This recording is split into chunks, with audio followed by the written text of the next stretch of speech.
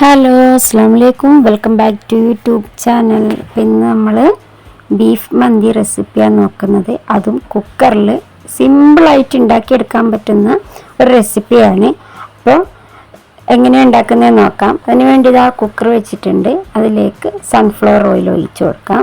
ഇതിലേക്ക് 2 കഷ്ണം പട്ട, 2 ഏലക്ക, ഒരു 4-5 ഗ്രാമ്പു, പിന്നെ ഒരു 1/2 സ്പൂണ് ചെറിയ ജീരകവും 1/2 സ്പൂണ് വലിയ ജീരകവും, പിന്നെ ചെറിയ സവാളയാണെങ്കിൽ 2 എടുക്കാം, വലിയതാണെങ്കിൽ 1 മതി. അതും കൂടി ഇട്ടിട്ട് ഇനിയിപ്പോൾ കുറച്ച് മല്ലിച്ചപ്പും പുതിനച്ചപ്പും കൂടി നമുക്ക് ചെറുതായി അരിഞ്ഞു കൊടുത്തിട്ട് ഇതിലേക്ക് ഇട്ടിട്ട് നന്നായിട്ടൊന്ന് വഴറ്റിയെടുക്കാം. ഇനിയിപ്പോൾ ഞാനിവിടെ ഇതിലേക്ക് ഒരു ചിക്കൻ മാഗി ക്യൂബ് 1 പീസാക്കി ഇട്ട് കൊടുക്കാം.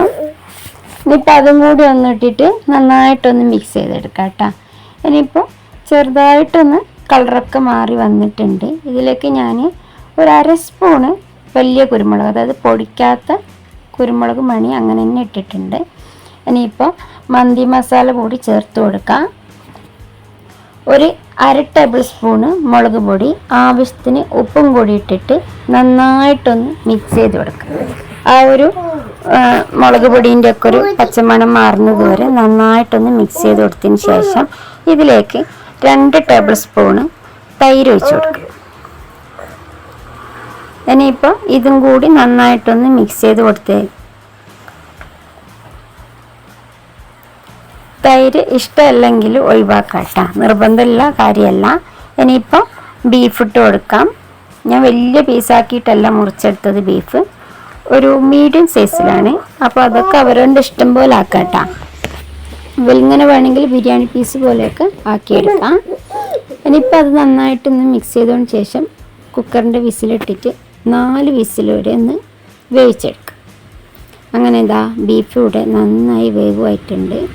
വെന്തങ്ങ് ഉടഞ്ഞു പോകണ്ട, കാരണം നമുക്കിത് ഫ്രൈ ചെയ്യാനുള്ളതാണ്. ഇനിയിപ്പോൾ ഈ മസാലയിൽ നിന്ന് ബീഫിൻ്റെ പീസ് മാത്രം ഒന്ന് എടുത്തിട്ട് നമുക്ക് കുറച്ച് ഓയിൽ വെച്ചിട്ട് ഇതൊന്ന് ഫ്രൈ ചെയ്തെടുക്കാം.